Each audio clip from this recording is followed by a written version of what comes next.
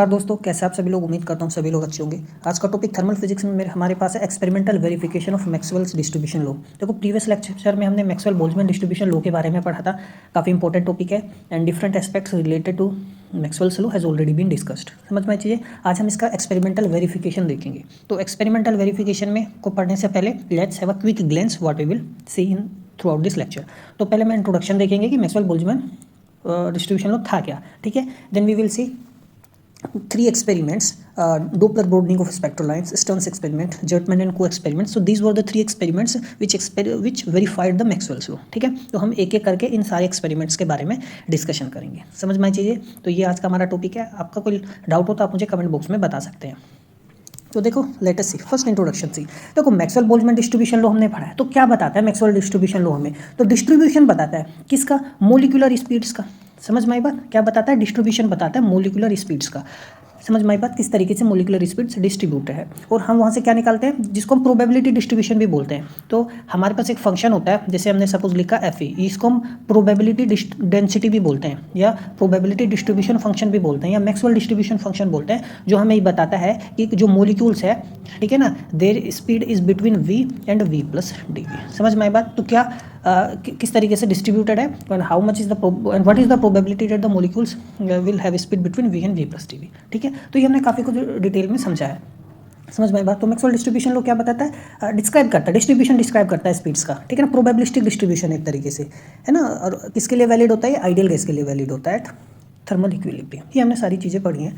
समझ में आई बात? तो हमने पहले वेलोसिटी डिस्ट्रीब्यूशन पढ़ा था और फिर हमने स्पीड डिस्ट्रीब्यूशन पढ़ा था। तो थ्री डायमेंशनल वेलोसिटी वेक्टर की यदि मैं बात करूँ, हमारे पास यदि हमारे पास कोई मोलिक्यूल है तो उसका हमारे पास suppose let us assume this is the velocity vector that the molecule possess. ठीक है, तो जो प्रोबेबिलिटी डेंसिटी फंक्शन होगा वेलोसिटी कंपोनेंट्स के लिए, तो वो हमारे पास ये है। ठीक है, समझ में आई बात? तो ये वेलोसिटी डिस्ट्रीब्यूशन हमारे पास आ गया। समझ में आई बात? जब हम स्पीड डिस्ट्रीब्यूशन की बात करते हैं तो काफ़ी सिंपल है। स्पीड डिस्ट्रीब्यूशन में हम डायरेक्शन वगैरह की बात नहीं करेंगे। तो जैसे हमारे पास है तीनों कंपोनेंट हमने लिए हैं, ठीक है, तो हम वहाँ पे सिर्फ एक ही कंपोनेंट की बात करेंगे। ठीक है, यानी मैग्नीट्यूड की बात करेंगे। समझ में आई बात? ठीक है, तो देखो, तो हमारे पास जैसे ये क्या होगा, तीनों कंपोनेंट का मैग्नीट्यूड है, लेकिन हम क्या करेंगे, हम जो ओवरऑल मैग्नीट्यूड होगा वो उसको हम कैसे निकालेंगे? V square x v square y plus v square z, यही तो आएगा। ठीक है ना, और स्मॉल चेंज क्या आएगा? D v. ठीक है, तो इसको हमने रिप्लेस करके सिंपली क्या लिख सकते हैं? डी वी लिख सकते हैं। और इसको रिप्लेस करके मैं क्या लिख सकता हूँ? V square. तो देखो ये वी स्क्वायर है, और इसके लिए सिंपली क्या रखूँगा? D v. ये हमने ऑलरेडी, ये हमारे पास क्या होता है? Speed distribution. ये मैंने ऑलरेडी डेराइव आपको कराया हुआ है। ठीक है, तो ये वेलोसिटी डिस्ट्रीब्यूशन है और ये स्पीड डिस्ट्रीब्यूशन है जो हमने पढ़ा था। ठीक है, I am just giving you an introduction what we covered. समझ में आई बात? तो हमने जाना था कि जो मोलिकुलर स्पीड होती है, डिस्ट्रीब्यूशन होता है, यूनिफॉर्म नहीं होता है ना, it is spreaded over A small range. समझ में आई चीज़ें? और हमने देखा था तो जो मोलिकुलर डिस्ट्रीब्यूशन होता है, ठीक है, किस तरीके से होता है? ये डिस्ट्रीब्यूशन आता है हमारे पास। ठीक है ना, कि मोलिक्यूल्स जो होते हैं, there are molecules whose velocities are very small, speed is very small. ठीक है ना, तो उस केस में क्या होता है कि हमारे पास जो मोलिक्यूल्स है ना, तो देर आर मोलिक्यूल्स जिसका मतलब स्पीड बढ़ने से प्रोबेबिलिटी डिस्ट्रीब्यूशन फंक्शन जो होता है वो इंक्रीज़ करता है। ठीक है, और फिर बाद में क्या होता है? डिक्रीज़ करता है। तो इस तरीके का डिस्ट्रीब्यूशन हमारे पास आता है। समझ में आई बात? तो यदि मैं इन दोनों के बीच का ये मैं स्मॉल एलिमेंट ले लेता हूँ, और ये हमें क्या बताता है? कितने पार्टिकल्स है जिसका स्पीड कितना है? डी वी रेंज में है। समझ में आई बात? ठीक है, तो ये सारी चीज़ें हमने की है। तो फिर हमने ये भी पढ़ा था कि मोलिक्यूल्स की मोस्ट प्रोबेबल स्पीड क्या है। ठीक है, समझ में आई बात? तो मोस्ट प्रोबेबल स्पीड हमने मोलिक्यूल की निकाली थी। हमने मीन स्पीड भी मोलिक्यूल की निकाली थी, कि जो गैस हम ले रहे हैं, आइडियल गैस ले रहे हैं, उसकी मीन स्पीड कितनी है वो भी हमने निकाली थी। ठीक है, और हमने रूट मीन स्क्वायर स्पीड भी निकाली थी। समझ में आई चीज़ें? सो ये ऑलरेडी हम डिस्कस कर चुके हैं। So this is just an introduction before beginning the experimental part, how we will verify that, how we will now we will see how there are experiments which verifies what the Maxwell said. ठीक है, तो तीन experiment थे। पहला था Doppler broadening of spectral lines. ठीक है, ये एक इनडायरेक्ट एविडेंस है। दूसरा स्टर्न एक्सपेरिमेंट था, ये पहला डायरेक्ट मेजरमेंट था। समझ में आई बात? और उसके बाद जर्टमैन एंड को एक्सपेरिमेंट, ये भी डायरेक्ट एक्सपेरिमेंट था, डायरेक्ट मेजरमेंट थी, बस थोड़ा सा रिफाइन किया गया था इसको। ठीक है, as compare to Stern experiment. तो पहले यदि मैं देखो ब्रोडनिंग ऑफ स्पेक्ट्रल लाइंस की बात करूँ, ठीक है, अब ये इनडायरेक्ट एविडेंस मैंने क्यों कहा? तो देखो, सबसे पहले हम इसी को डिस्कस करेंगे। तो डिस्कस करने से पहले मैं ना इस पूरे एक्सपेरिमेंट को 2-3 शब्दों में ही समझा सकता हूँ आपको। तो देखो क्या, finite width of spectral lines, तो ये क्या इनडायरेक्ट एविडेंस कहा गया है। क्यों? अब देखो ध्यान से, हम जानते हैं, देखो डोपलर ने क्या कहा था? है ना। भाई डोपलर ने क्या कहा था कि यदि कोई पार्टिकल है, समझ में आया, तो यदि वो क्या कर रहा है, मूव कर रहा है ना, पार्टिकल क्या कर रहे हैं, मूव कर रहे हैं, और वो लाइट इमिट करेंगे, यदि क्या करेंगे, लाइट इमिट करेंगे, तो जो स्पेक्ट्रल लाइन होगी वो हमारे पास सिंगल नहीं आएगी, ठीक है ना, वो उसमें क्या होगी, विड्थ होगी, ठीक है। समझ में आई चीज़ें मैं क्या कह रहा हूँ। तो जैसे कोई पार्टिकल है, आप ये सपोज ये मेरे पास यहाँ पर ऑब्जर्वर हो गया, ठीक है ना, क्या हो गया, ऑब्जर्वर हो गया, तो यहाँ पर कोई पार्टिकल है, वो क्या करेगा, लाइट इमिट करेगा। तो अब लाइट इमिट कर रहा है, तो लाइट दो केस हो सकते हैं, ये तो चाहे तो रेस्ट में होगा, समझ में आई बात, तो ये रेस्ट में यदि है और जब ये ऑब्जर्वर उसको ऑब्जर्व करेगा तो हमें एक सिंगल स्पेक्ट्रल लाइन मिलेगी। लेकिन यदि पार्टिकल मूविंग कंडीशन में है, it is either moving from the away from the observer और मूविंग टुवर्ड्स द ऑब्जर्वर, तो जो लाइट होगी यदि ऑब्जर्वर की तरफ होगी तो क्या होगा, ब्लू शिफ्ट आएगा मेरे रेज, समझ में आई बात, ठीक है। यदि अवे फ्रॉम द ऑब्जर्वर होगी तो क्या होगा, रेड शिफ्ट होगा। तो जो स्पेक्ट्रल लाइन ऑब्जर्व करेगा उसमें क्या होगी, ब्रॉडनिंग होगी, समझ में आई बात। वो ब्रॉडनिंग ही हमें क्या दे रही है, इनडायरेक्ट एविडेंस दे रही है। क्यों, देखो अब ब्रॉडनिंग आ गई है, समझ में आई बात। एक्सपेरिमेंटली भी हम देखते हैं कि ब्रॉडनिंग होती है, एक सिंगल स्पेक्ट्रल लाइन नहीं होती, ठीक है ना, सिंगल स्पेक्ट्रल लाइन की जगह क्या होती है, ब्रॉडनिंग होती है। ये मैंने आपको एटॉमिक एंड मॉलिक्यूलर फिजिक्स में पढ़ाया है काफी डिटेल में। तो ये ब्रॉडनिंग किसकी वजह से है, बिकॉज ऑफ द मोशन। किसका मोशन हो रहा है, मॉलिक्यूल्स का मोशन हो रहा है। क्यों, because they are moving with different speed, उनके पास स्पीड क्या है, वो डिफरेंट स्पीड से मूव कर रहे हैं, समझ में आई बात। तो डिफरेंट स्पीड से वो मूव कर रहे हैं, और किससे रिलेटेड हो गया ये, डायरेक्टली फ्रीक्वेंसी से, समझ में। हमें यहाँ पर क्या मिल रहा है, एक विड्थ मिल रही है, समझ में आया, फाइनाइट विड्थ है स्पेक्ट्रल लाइन की, ठीक है। तो जो स्पीड का डिस्ट्रीब्यूशन होगा वही डिस्ट्रीब्यूशन किसका होगा, फ्रीक्वेंसी का भी होना चाहिए। जो प्रोफाइल स्पीड की होती है वही प्रोफाइल फ्रीक्वेंसी की भी होती है। और हमने जाना था क्या कि जो गोश स्पीड में हमने क्या देखा था, गॉसियन प्रोफाइल आती है, ऐसे यही तो ग्राफ हम ड्रॉ करते हैं, तो हम जब फ्रीक्वेंसी प्रोफाइल भी ड्रॉ करते हैं वो भी क्या आता है, गॉसियन प्रोफाइल ही होता है। इससे पता चलता है कि मैक्सवेल ने बिल्कुल सही कहा था। तो ये इनडायरेक्ट है, इनडायरेक्ट एविडेंस ही तो हो गया, ये कोई डायरेक्ट एक्सपेरिमेंट तो परफॉर्म नहीं किया गया है मैक्सवेल को स्टडी करने के लिए। ये तो डोपलर ब्रॉडनिंग हुई है, समझ में। और इससे हमें इनडायरेक्ट एविडेंस मिल रहा है ना, क्योंकि जो फ्रीक्वेंसी की प्रोफाइल है वही प्रोफाइल मैक्सवेल ने जैसा बताया था वैसी आ रही है। उसने तो स्पीड की बताया था, ठीक है, और speed something is real, speed से हम फ्रीक्वेंसी की प्रोफाइल निकालते हैं, वो भी गॉसियन प्रोफाइल आती है। तो एक इनडायरेक्ट एविडेंस हमें मिलता है, समझ में आया। तो देखो आइए इसको डिटेल में करते हैं। तो जो एक्सपेरिमेंटल वेरिफिकेशन है मैक्सवेल डिस्ट्रीब्यूशन लॉ का, can be obtained by measuring the width of spectral line. हम विड्थ निकाल सकते हैं स्पेक्ट्रल लाइन की, है ना, emitted by hot gas molecules at low density. अब देखो हॉट गैस मॉलिक्यूल्स कहने का मतलब molecules are at some temperature T, ठीक है ना। अब हॉट गैस मॉलिक्यूल्स वो किस स्टेट में होंगे, एक्साइटेड स्टेट में होंगे, तो क्या करेंगे, लाइट को इमिट करेंगे, समझ में आया, ठीक है। तो जो ब्रॉडनिंग होती है it arises from Doppler effect, है ना, due to distribution of molecular velocity, है ना। भाई मॉलिक्यूलर वेलोसिटी होगी तभी डोपलर इफेक्ट भी होगा, समझ में आया, ठीक है। तो इनडायरेक्ट एविडेंस हमें मिलता है। और डिस्ट्रीब्यूशन ऑफ मॉलिक्यूलर वेलोसिटी तो मैक्सवेल लॉ कहता है कि होता है, ठीक है। अब देखो थ्योरेटिकल बेसिस के यदि मैं बात करूँ तो consider an atom emitting radiation of frequency mu node, समझ में आया। ये रेस्ट फ्रीक्वेंसी हमने ले ली, तो देखो mu naught is equal to C/में। अब मान लो एक एटम हमारे पास किस में है, रेस्ट में है, ठीक है, मूव नहीं कर रहा। तो जब मूव नहीं करेगा तो देखो ऑब्जेक्ट एट रेस्ट या मॉलिक्यूल एट रेस्ट, तो आप जब इस केस में यदि आप देखोगे तो मेरे पास देखो ये फ्रीक्वेंसी ये हो गई मेरे पास ये, ठीक है, समझ में। ऑब्जेक्ट एट रेस्ट में है और उसने ये क्या है, लाइट्स को इमिट किया है यहाँ पे। ये मेरे पास एब्जॉर्प्शन स्पेक्ट्र होगा, देखो ये ब्लैक आ रहा है क्योंकि ये फ्रीक्वेंसी एब्जॉर्ब हो गई है, समझ में आया, ठीक है। अब तो ये ऑब्जेक्ट एट रेस्ट के लिए होगा। लेकिन एटम्स है वेलोसिटी किसी न किसी डायरेक्शन में तो मूव करे, समझ में आया। तो मैंने एक्स डायरेक्शन ले लिया, ठीक है, तो अलोंग द लाइन, और मान लो हम यहीं से उसको देख रहे हैं, है ना, समझ में आया। तो जो ऑब्जर्व्ड फ्रीक्वेंसी होगी एज पर डोपलर इफेक्ट, तो वो क्या होगी, तो अभी पहले तो रेस्ट में था, अब वो रेस्ट में नहीं है, ठीक है ना। तो जो अब यदि मूव कर रहा होगा तो कितनी फ्रीक्वेंसी की ऑब्जर्व होगी, पहले तो यदि रेस्ट में होता तो इतनी फ्रीक्वेंसी ऑब्जर्व होती, अब वो मूव कर रहा है तो उसकी फ्रीक्वेंसी कितनी ऑब्जर्व होगी, 1+, ठीक है। ये इस वेलोसिटी से मूव कर रहा है, Vx/c है, ठीक है, समझ में आई बात। तो यदि एक एटम है, हमने मान लिया उसका वेलोसिटी Vx है along the line of site, तो ऑब्जर्व फ्रीक्वेंसी डोपलर शिफ्ट की हमने ये ले ली, ठीक है। ये हमने नॉन रिलेटिविस्टिक केस के लिए क्या है, वेलोसिटी जो है स्पीड ऑफ लाइट से बहुत कम है, समझ में। यदि ये 0 हो जाएगा तो फ्रीक्वेंसी म्यू नोड आ जाएगी, ठीक है, समझ में। तो यदि मैं इसको देखो अंदर भी लेके जाऊँ तो मैं इसको डेल म्यू लिख सकता हूँ, ठीक है, म्यू माइनस के mu naught is equal to mu naught Vx/c। तो ये शिफ्ट आ गया, समझ में क्या आ गया, शिफ्ट आ गया। अब देखो थर्मल इक्विलिब्रियम में जो पार्टिकल का वेलोसिटी Vx है, तो मैं यदि वन डायमेंशनल मैक्सवेलियन डिस्ट्रीब्यूशन की बात करूं तो वो कैसा होगा, एक डायमेंशनल लिखा मैंने, देखो तो Fvx dvx √m/2π/kT minus mv²x/2kT dvx, ये हम जानते हैं, ठीक है, समझ में आई बात, कोई डाउट है। तो मैंने वन डायमेंशनल लिखा हुआ है ना, टू डायमेंशनल होता है dvy भी आता, फिर dvz लेता, ठीक है, समझ में आया। यहाँ 3/2 kT होता ये पावर में अंडर उसमें, समझ में आई बात। अब हमने तो ये मैंने मैक्सवेलियन डिस्ट्रीब्यूशन देखा है, ठीक है। अब देखो ये वेलोसिटी गई तो ये वेलोसिटी डिस्ट्रीब्यूशन ही तो मैंने लिया है, समझ में आया है। अब ये वेलोसिटी डिस्ट्रीब्यूशन को मैं किस में बदलना चाहता हूँ, फ्रीक्वेंसी डिस्ट्रीब्यूशन में, और वो भी यदि गॉसियन आ जाए, यहाँ से साफ पता चल रहा है गॉसियन प्रोफाइल देगा, समझ में आया। तो यदि फ्रीक्वेंसी प्रोफाइल भी गॉसियन आ जाए तो ये इनडायरेक्ट किसको शो करेगा कि भाई हाँ मैक्सवेल बिल्कुल सही कह रहा है, समझ में आया, ठीक है।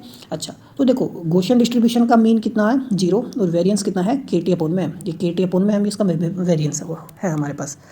अब समझ में आई बात। ऑब्जेक्ट यदि मूव करेगा, यदि देखो अवे फ्रॉम हमसे दूर जाएगा, तो ऑब्जेक्ट यदि हमसे दूर जा रहा है तो यानी उसकी वेवलेंथ क्या हो रही है, बढ़ रही है, तो रेड शिफ्ट होगा। तो देखो ये वाली जो है ना यहाँ आ गई, देखो ये थोड़ी सी आगे की तरफ शिफ्ट होगी, रेड की तरफ शिफ्ट हो रहा है। देखो ये भी वाली लाइन आगे की तरफ शिफ्ट होगी, ये जो लाइन थी ये भी आगे की तरफ शिफ्ट होगी, समझ में आया। तो रेड शिफ्ट है ये, ठीक है।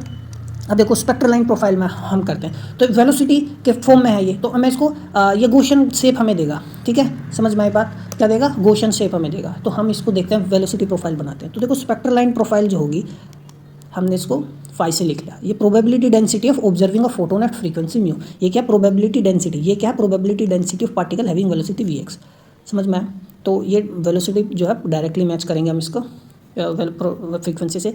कैसे, अब देखो इसमें वी की वैल्यू जो है उसको उठा के रखेंगे। अब देखो वी की वैल्यू हम निकाल सकते हैं क्योंकि म्यू एक्स हमारे पास क्या है, म्यू नोड 1 प्लस के वी एक्स अपॉन में सी तो है, तो ये मेरे पास म्यू नोड आ गया, ठीक है, -1 is equal to V X upon में सी, ये इधर आ गया। तो ये वी एक्स की वैल्यू आ गई, समझ में आया। इसको मैं डिफ्रेंशिएट करूँगा तो देखो सी तो कांस्टेंट है मेरे पास, म्यू नोड भी कांस्टेंट है, ये भी कांस्टेंट है, रेस्ट फ्रीक्वेंसी चेंज नहीं होगी। तो ये चेंज हो सकती है कि पार्टिकल दूर जा रहा है पास आ रहा है। तो देखो इसको डिफ्रेंशिएट करके मेरे पास ये आ गया, ठीक है, समझ में आया। तो अब सिंपली क्या करना है, आपको कुछ नहीं करना है, वी एक्स का वैल्यू उठा के यहाँ रख दो और डी वी एक्स का वैल्यू उठा के यहाँ रख दो। तो हम क्या निकालेंगे, probability density in a frequency space. देखो अब क्या निकालना है, फ्रीक्वेंसी स्पेस में, ठीक है।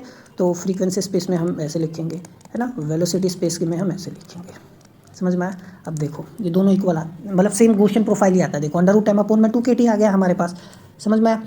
Exponential m/2 kT। अब देखो v स्क्वायर है तो देखो इसका स्क्वायर करके लिखा हुआ है, और ये डी वी एक्स का वैल्यू मैंने सिंपली यहाँ लिख दिया, ये डी वी एक्स मेरे पास, समझ में आया। तो देखो this profile simplifies to Gaussian, ये भी गॉसियन प्रोफाइल ही है मेरे पास।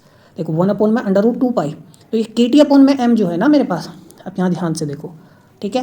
तो kT/m जो मेरे पास है, ये मेरे पास क्या हो गया, वेरिएंस हो गया, ठीक है, समझ में आई बात। स्टैंडर्ड डेविएशन इसको हम कह सकते हैं, स्टैंडर्ड डेविएशन, ये वेरिएंस होगा स्टैंडर्ड डेविएशन फ्रीक्वेंसी में यदि मैं निकालूंगा तो देखो क्या होगा। तो ये आप देखो, ये इसको मैं ये kT m नीचे आ जाएगा, √kT/m हो गया, और ये c/m म्यू नोड है, म्यू नोड है ना, समझ में आई बात। तो यदि आप ध्यान से देखो, मैं इसको ऐसे लिख रहा हूँ 1/2 पाई, ठीक है, kT/m, समझ में आई चीज़ें, ठीक है, कोई डाउट है। ये हमारे पास हो गया। अब एक्सपोनेंशियल है ना, अब देखो -m/2 kT। अब ये सी स्क्वायर, ये स्क्वायर करेंगे, और ये मी स्क्वायर, और ये म्यू माइनस के म्यू नोड स्क्वायर, ठीक है, समझ में आया। और इस सी/m म्यू नोड, तो ये kT/m जो मेरे पास है, तो इसको मैं कैसे लिखूंगा, ठीक है। तो समझ में आया मैं क्या कह रहा हूँ। तो ये जो मेरे पास है स्टैंडर्ड डेविएशन फ्रीक्वेंसी जो टर्म है, ये मेरे पास क्या है कि मी is equal to mu nu square upon में सी स्क्वायर kT/m। देखो m नीचे ले आएंगे तो, और ये सी स्क्वायर भी नीचे ले आएंगे, तो kT म्यू नोड स्क्वायर यही है, और सी स्क्वायर, समझ में। ऐसे ही हम, ये मेरे पास यहाँ पे क्या है, c/m म्यू नोड है, ये हम आगे लिख लेंगे, ठीक है, समझ में आई चीज़ें। यहाँ पे सिग्मा स्क्वायर हो गया, और ये मेरे पास सिग्मा हो गया यहाँ पे, तो ये आ गया मेरे पास। तो ये सिंपली जो है क्या है, गॉसियन शेप तो है, ये लोरेंज शेप तो नहीं है, समझ में, लोरेंजियन नहीं है, ये क्या है हमारे पास, गॉसियन शेप है, ठीक है, समझ में। तो गॉसियन शेप ऐसी होती है, यदि मैं लिखूँ तो 1/2 पाई, ठीक है, समझ में आई बात। और ये मेरे पास एक्सपोनेंशियल माइनस, और ये सपोज मैं यहाँ पे x लिख दिया, और ये x माइनस के x नोड स्क्वायर अपॉन में 2, और ये सपोज मेरे पास स्टैंडर्ड डेविएशन का स्क्वायर आएगा यहाँ पे ना, तो स्टैंडर्ड डेविएशन का स्क्वायर हो गया, यहाँ पे स्टैंडर्ड डेविएशन हो गया, समझ में। तो ये बिल्कुल क्या गॉसियन शेप है, लोरेंज शेप नहीं है। तो हमने देखा वेलोसिटी प्रोफाइल जो है गॉसियन था, फ्रीक्वेंसी प्रोफाइल भी गॉसियन आ गया है, तो इसीलिए एक्सपेरिमेंटली हम देखते हैं कि सही है, ठीक है। यहाँ से हम full width at half maxima यदि निकाले, फिर intensity drops to half its peak value, है ना, फॉर अ गॉसियन, तो वो भी निकाल सकते हैं। तो वो क्या होता है, full width at half maximum. तो देखो ये हमारे पास ऐसी तो शेप होता है, ठीक है। तो फुल विड्थ निकाल हाफ मैक्सिमम पे, समझ में। तो ये मेरे पास ये जो मेरे पास आएगा ये डेल म्यू नॉट, ठीक है। मतलब दिस, ये सपोज यहाँ पर इंटेंसिटी आई है, समझ में आया, तो यहाँ पर इंटेंसिटी आई नोट अपॉन 2 होगी, ठीक है। तो इसी को हम क्या बोलते हैं, full width at half maxima, ये हम निकाल सकते हैं। ये होता है क्या, 2/√2 ln, और ये हमने स्टैंडर्ड डेविएशन अभी निकाला है ये वाला, ठीक है, समझ में आया। तो देखो ये तो स्टार्टिंग का तो कांस्टेंट है, तो ये 2.355 सिग्मा म्यू आ गया। अब इसका वैल्यू यदि मैं यहाँ रख दूंगा तो देखो वैल्यू रख दो सिंपली इसको, तो ये आएगा मेरे पास, समझ में आया, ठीक है। तो बस 8 ln2 वगैरह का इनका log n2 का वैल्यू लिख दो, ठीक है ना, तो सिंपली ये आ जाएगा मेरे पास। फॉर्मूला आपको याद रखना चाहिए, ये मैंने वेवलेंथ की टर्म्स में लिखा हुआ है, ठीक है। तो मेन चीज़ बस यहाँ ध्यान देने वाली बात ये है कि जो full width at half maximum है, फ्रीक्वेंसी की टर्म्स में देख लो या वेवलेंथ की टर्म्स में देख लो, वो directly proportional to under root temperature है, ठीक है, और it is inversely proportional to under root है। ये चीज़ मायने रखती है। अब आप देखो ध्यान से यहाँ पे, जैसे इसको हम समझेंगे पहले बाद में, लेकिन इस चीज़ को देखो, ग्राफ को, पार्टिकल्स क्या है, रेस्ट में है, तो इमिशन लाइन देखो नैरो लाइन है ना, समझ में आया। जब वो मूव कर रहे हैं, क्या कर रहे हैं, मूवमेंट हो रहा है, तो देखो स्प्रेड आपको देखने को मिल रहा है, समझ में आ गई बात, क्या देखने को मिल रहा है, स्प्रेड देखने को मिल रहा है। तो ये स्प्रेड का जो प्रोफाइल है वो क्या है, गॉसियन है। वेलोसिटी प्रोफाइल क्या है, वो भी गॉसियन है, समझ में आया। तो ये स्प्रेड क्यों आया, क्योंकि पार्टिकल्स के पास वेलोसिटी है, वो मूव कर रहे हैं, तो ये एक इनडायरेक्ट एविडेंस हो गया ना मैक्सवेल्स लॉ का, ठीक है। अब देखो एक्सपेरिमेंटल ऑब्जर्वेशन की यदि मैं बात करूँ, तो हम जब width of spectral lines different temperatures पर डिफरेंट गैसेस की मेजर करते हैं, तो वेरीफाई करता है, verify the predictions of Maxwell. तो ऑब्जर्वेशन क्या है, लाइन विड्थ इंक्रीज करती है टेम्परेचर के साथ, ठीक है, समझ में आई बात। तो देखो ये है confirms temperature dependence of molecular speed, क्योंकि मोलिकुलर स्पीड्स के केस मतलब यही होता है हमारे पास, ठीक है ना। It confirms the temperature dependence of molecular speed, molecular speed के साथ भी ये होता है, वो भी इंक्रीज करती है टेम्परेचर के साथ, ठीक है ना। हम यहाँ फ्रीक्वेंसी के साथ आप भी ले सकते हो, हम स्पीड और फ्रीक्वेंसी को रिलेट कर रहे हैं, यहाँ फ्रीक्वेंसी के बाद मैंने इसको वेवलेंथ के टर्म्स में लिख दिया। लाइन विड्थ तो जो है वो डिक्रीज करती है मोलिकुलर मास के साथ, तो लाइटर एटम्स जो होते हैं वो produces broader lines, heavier atoms produces narrow lines, ठीक है। तो ये चीज़ हम देख सकते हैं, है ना। जब हम स्पीड डिस्ट्रीब्यूशन का ग्राफ बनाएंगे तो हम देखते हैं कि कम स्पीड वालों का विड्थ कम है, और ज़्यादा वालों का हैवियर एटम्स, लाइटर एटम्स का, ये हैवियर एटम्स का नैरोअर स्पीड है, वो नैरोअर गॉसियन ग्राफ आता है, और ज़्यादा स्पीड वाले एटम्स जो हैं वो हैवियर एटम्स का उनका लाइटर एटम्स का ब्रॉडर आता है, ठीक है। मेन इंपॉर्टेंट ये लाइन शेप क्या है, गॉसियन है, तो ये गॉसियन शेप मेरे पास आता है जो कन्फर्म्स मैक्सवेल्स वेलोसिटी डिस्ट्रीब्यूशन, समझ में चाहिए। So this provides compelling indirect verification of Maxwell distribution through spectroscopic method. ये चीज़ इंपॉर्टेंट है, ये ध्यान रखना है, ठीक है ना, समझ में आई बात। काफ़ी बुक्स में आप देखोगे ना, यहाँ पे तो मैंने लाइन प्रोफाइल से दिखाया है, इंटेंसिटी प्रोफाइल से भी आप शो करते हो, इंटेंसिटी निकाल सकते हो। तो इंटेंसिटी जो है वो उसका भी प्रोफाइल गॉसियन ही आता है, समझ में आई बात, ठीक है। यहाँ तो मैंने लाइन शेप निकाला है, वो गॉसियन आया है। हम इंटेंसिटी भी निकाल सकते हैं लाइन का, वो भी गॉसियन ही आता है, ठीक है। बात करते हैं सेकेंड स्टर्न एक्सपेरिमेंट, जिसको हम स्टर्न एक्सपेरिमेंट बोलते हैं। ये फर्स्ट डायरेक्ट मेजरमेंट की गई थी, मतलब पहला एक्सपेरिमेंट था, डिज़ाइन किया गया था specially Maxwell distribution, velocity distribution को स्टडी करने के लिए, ठीक है ना। तो इसमें क्या करते हैं, free fall of molecules under gravity, इसकी स्टडी करते हैं, समझ में आई बात।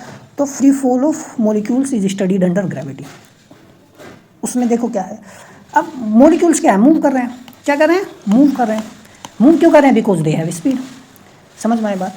मैक्सवेल ने बता दिया हमें कि स्पीड का डिस्ट्रीब्यूशन कैसे होता है, गॉसियन होता है, ये होता है, समझ में आया, कैसा होता है, गॉसियन डिस्ट्रीब्यूशन होता है स्पीड का।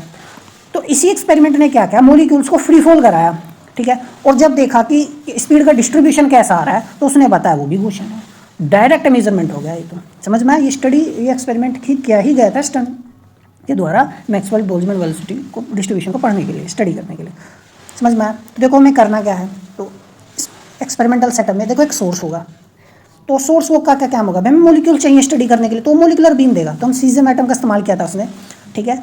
और सीजियम एटम में देखो क्या है कि उसको ओवन में रखा गया, है ना। ओवन में इसलिए रखा गया ताकि मॉलिक्यूल्स एक्साइट हो, they get some energy and they move, ठीक है, in a long highly evacuated chamber. आप देख सकते हैं यहाँ पर, ये हो गया सीजियम एटम सोर्स हो गया, और ओवन में इसको रखा गया, जो क्या रिलीज़ कर रहा है, सीजियम एटम रिलीज़ कर रहा है, ठीक है। ये स्लिट हो गई मेरे पास यहाँ पे, और ये जो पूरा सेटअप है ना, पूरा सेटअप, ये पूरा का पूरा सेटअप इवैक्यूएटेड चेंबर में है। मतलब कहने का मतलब ये है कि इसमें गैस वगैरह कुछ नहीं है, ताकि मॉलिक्यूल्स ये पार्टिकल्स के साथ इंटरेक्ट ना करें, समझ में आई बात, आयनाइज हो जाएगा नहीं तो। फिर सोर्स हो गया, ये हमारे पास सोर्स हो गया। फिर कोलिमेशन चाहिए भाई, एक बीम हमें बनाना है, ठीक है ना। तो beam passes through collimating slits to ensure it is narrow and directed horizontally, तो कोलिमेशन का काम ही यही होता है, एक नैरो बीम बनाना, ठीक है। तो स्लिट हो गई हमारे पास, इधर उधर नहीं जाएगा, मोलिक्यूल से हम सीधे डायरेक्ट तो इसी से पास होंगे। एक डिटेक्टर चाहिए उनको डिटेक्ट करने के लिए। तो एटम्स को हम जो सोर्स हमारे पास है उसमें से सीजम एटम निकलेंगे, दे विल कोलिमेट, है ना, एंड स्ट्राइक द डिटेक्टर, जहाँ वो डिटेक्ट होंगे। तो इम्पिंग्स हो ना हॉट टंगस्टन वायर, तो ये देख रहे हो ये वायर है, क्या है, हॉट टंगस्टन वायर है, समझ में आए बात। तो जब सीजम एटम इस हॉट टंगस्टन वायर पर आएंगे, तो ये हॉट है, काफ़ी गर्म है, जब सीजम एटम इस पर आएंगे, क्यों आएंगे सीजम एटम, तो सीजम एटम की जो मतलब हम आयनाइजेशन एनर्जी होती है बहुत कम होती है, तो वो जब हॉट वायर पर आएंगे ना तो वो एनर्जी ले लेंगे इससे, तो सीजम एटम आयनाइज हो जाएंगे। इतना कम आयनाइजेशन एनर्जी मिलता है कि उसका एक इलेक्ट्रॉन निकल के भाग जाएगा, क्योंकि उसने हॉट वायर से एनर्जी ले ली है। जब उस पर स्ट्राइक करेंगे तो वो क्या हो जाएंगे, आयनाइज हो जाएंगे। तो स्ट्राइक करेंगे वायर पर तो सीजम एटम्स आयनाइज हो जाएंगे और वो पॉजिटिव बन जाएंगे, समझ में आई बात, क्योंकि एक इलेक्ट्रॉन निकल चुका होगा। मेजरमेंट देखो क्या करना है, जो आयंस आए ना इनको हम कलेक्ट करेंगे, ठीक है, बाय सराउंडिंगली नेगेटिवली चार्ज्ड सिलेंडर। भाई पॉजिटिव आयंस है तो पॉजिटिव आयंस किसके तरफ भागेंगे, तो सारे किसके तरफ भागेंगे, हमारे पास यहाँ पर क्या होगा, नेगेटिवली चार्ज्ड सिलेंडर होगा, ठीक है, समझ में आया। वो इनको क्या करेगा, कलेक्ट करेगा। और हम फिर क्या मेजर करेंगे, आयन का करंट देखेंगे हम, समझ में आया। यहाँ पे एक इंस्ट्रूमेंट होगा वो इसमें शो नहीं किया गया है, ठीक है। तो सारे आयनाइज्ड एटम सिस्टम में आएंगे, वहाँ से हम करंट देखेंगे, ठीक है, कि कितना करंट आ रहा है। तो उसकी मदद से वो करंट, अब कितना करंट आया, वो करंट हमें क्या देगा, number of atoms striking the wire पर यूनिट टाइम, समझ में आया। बहुत सारे एटम आ रहे होंगे तो बहुत ज़्यादा करंट आएगा, कम एटम आ रहे होंगे तो कम करंट आएगा, समझ में आया। तो नंबर ऑफ मॉलिक्यूल्स हमें उससे पता चल जाएंगे। स्पीड भी पता चलेगी, कैसे स्पीड पता चलेगी कि टंगस्टन वायर पर कहाँ स्ट्राइक किया। अब आप देखो गौर से, तो देखो वर्किंग प्रिंसिपल जैसे मैंने बताया, फ्री फॉल ऑफ मॉलिक्यूल्स है। फ्री फॉल मॉलिक्यूल्स कहने का मतलब क्या है, देखो अब ध्यान से, यदि मैं विदाउट ग्रेविटी, देखो क्या होगा, यदि ग्रेविटी नहीं है, होती है लेकिन late us assume without gravity, सारे एटम्स हॉरिजॉन्टली मूव करेंगे ऐसे सीधा, और कहाँ स्ट्राइक करेंगे, पी पर, समझ में आया। स्लिट से ऐसे ट्रैवल करेंगे और विदाउट डेविएशन वो पी पर स्ट्राइक करेंगे, रिगार्डलेस ऑफ देयर वेलोसिटी। उसका वेलोसिटी क्या है, कम है ज़्यादा है, इससे कोई फर्क नहीं पड़ता। अब ग्रेविटी तो होता है लेकिन उसको हम कैसे सील करेंगे, नहीं कर सकते, तो ग्रेविटी है।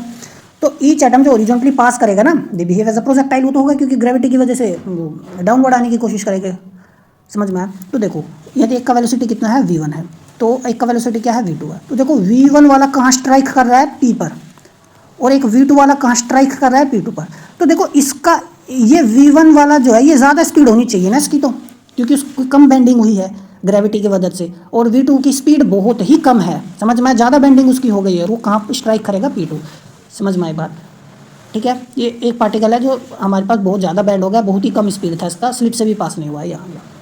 तो this is just for the आपको समझाने के लिए चीज़ें बताया मैंने, ठीक है, कि भाई ज़्यादा स्पीड वाले पी के पास होंगे और कम स्पीड वाले नीचे की तरफ आएंगे। तो particles having different speed will strike at different positions on tungsten wire, है ना, और हम कह सकते हैं different Heights it will strike.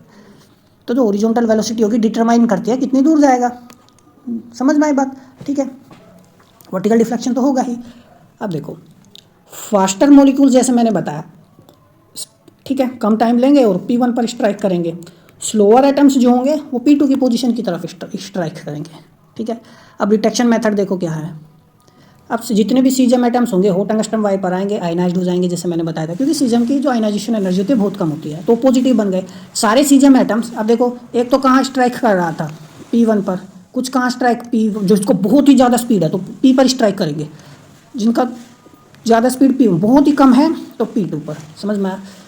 अब देखो तो अब जो आयनाइज्ड हो जाएंगे क्योंकि हॉट टंगस्टन वायर है, तो उन आयंस को कलेक्ट कर लेंगे और सराउंडिंग द वायर हमारे पास सिलेंडर होगा जो सारे आयंस को क्या कर लेगा, कलेक्ट कर लेगा, जो इस पर स्ट्राइक करेंगे वो आयनाइज्ड हो जाएंगे। तो सिस्टम को कलेक्ट कर लिया, then we will see the current, है ना। अब मान लो करंट देखेंगे, क्योंकि जो नेगेटिवली चार्ज सिलेंडर होगा, आयंस क्या पॉजिटिवली चार्ज है, ठीक है, then we will see the current in the cylinder gives direct measurement of the number of atoms striking the that particular height per unit time, है ना। भाई किस height पर कितने एटम्स स्ट्राइक कर रहे हैं, तो वो हमें क्या देगा, करंट देगा, समझ में आया।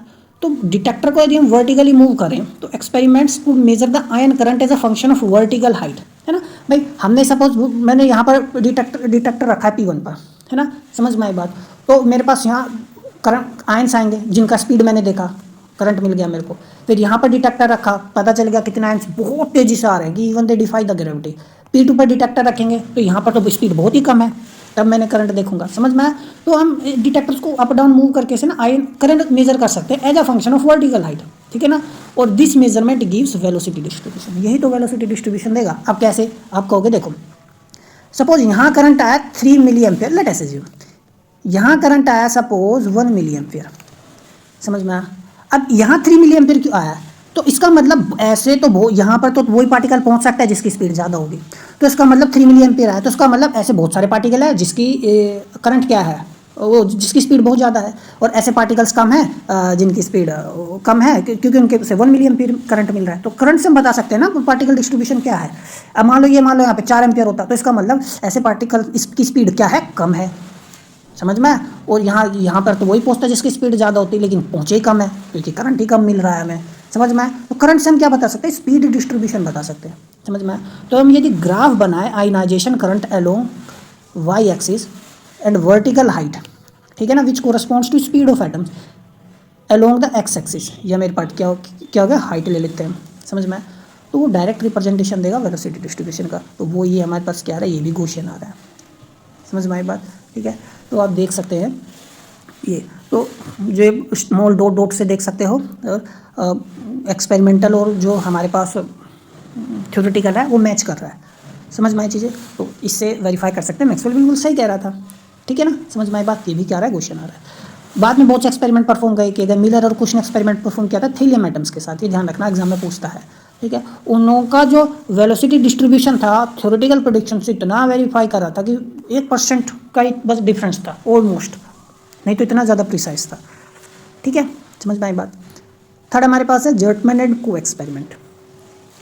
तो देखिए first direct proof of Maxwell's law was given by Stern, हम जानते हैं, लेकिन his technique was quietly modified by Zartman and Ko. ये काफ़ी रिफाइंड एक्सपेरिमेंट हम कह सकते हैं, काफ़ी ज़्यादा रिफाइंड एक्सपेरिमेंट था। मिलर एंड कुछ का भी एक्सपेरिमेंट काफ़ी ज़्यादा रिफाइंड था, ठीक है।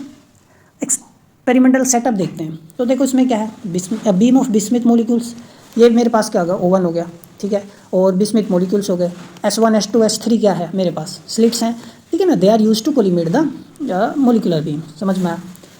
अ glass plate fixed inside a cylindrical drum, देखो ये एक सिलेंड्रिकल ड्रम है, ठीक है, ये क्या है, सिलेंड्रिकल ड्रम है, और इसके अंदर यहाँ पर क्या है कि ग्लास प्लेट लगी हुई है। ये ड्रम पूरा क्या करता है, रोटेट करता है, ठीक है, समझ में आई बात। अब ध्यान से देखना है, कन्फ्यूजन नहीं होना चाहिए। तो ये हाई स्पीड पर क्या करेगा, रोटेट करेगा about the centre of axis.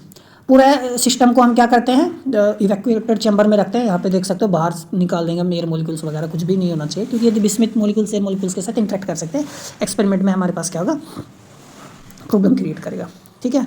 अब देखो, तो molecules could enter the drum only when the slit S cross through the molecular beam. भाई ये क्या कर रहा है, ये ड्रम रोटेट कर रहा है, ये पूरा क्या कर रहा है, रोटेट कर रहा है, ठीक है। तो ये रोटेट कर रहा है ऐसे ऐसे, तो मॉलिक्यूलर बीम इसमें कहाँ से एंटर कर सकते, सिर्फ ऐसे से ही एंटर कर सकते। तो ये जब मान लो ये ड्रम रोटेट करता हुआ ऐसे आ जाए, तो एस स्लिट कहाँ है यहाँ, तो मॉलिक्यूलर बीम ऐसे जा पाएगी, नहीं जा पाएगी ना, तो जब घूम के ऐसे आएगा तभी जा पाएगी, ठीक है, समझ में आई बात।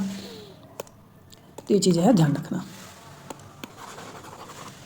अब देखो, अब वर्किंग प्रिंसिपल क्या, देखो स्टेशनरी मोड, जब ड्रम स्टेशनरी होगा तो स्ट्राइक करेगी ग्लास प्लेट पे एट अ पर्टिकुलर स्पॉट ए। देखो बिल्कुल सीधी सी बात है, ये ग्लास प्लेट हो गई मेरे पास पी, तो कहाँ पर स्ट्राइक करेगा, ए पर स्ट्राइक करेगा, समझ में आया। तो ये मेरे पास क्या है, मान लो मैंने ग्लास प्लेट लगाई, ठीक है, तो ये मेरे पास ए पोजीशन होगी, तो यहाँ मॉलिक्यूल्स आए मेरे पास। जब ये रोटेट नहीं करेगा, सीधी सी बात है, ठीक है ना। अब यदि ये रोटेट करे, रोटेटिंग मोड में आ जाए, है ना, तो जैसे जब एज ड्रम रोटेट्स क्लॉकवाइज, तो glass plate moves towards the right, तो ग्लास प्लेट ये जब ऐसे क्लॉकवाइज मूव करेगा तो ग्लास प्लेट भी मूव करेगा। अब मान लो ये ऐसे आ जाए, है ना, स्लिट यहाँ पे है, समझ में आया या नहीं आया, ठीक है। और ये पोजीशन मेरे पास, ये तो ऐसे है, तो यहाँ पे ए होगा, ये बी होगा, ये सी होगा, ऐसे ही तो होगा, समझ में आया।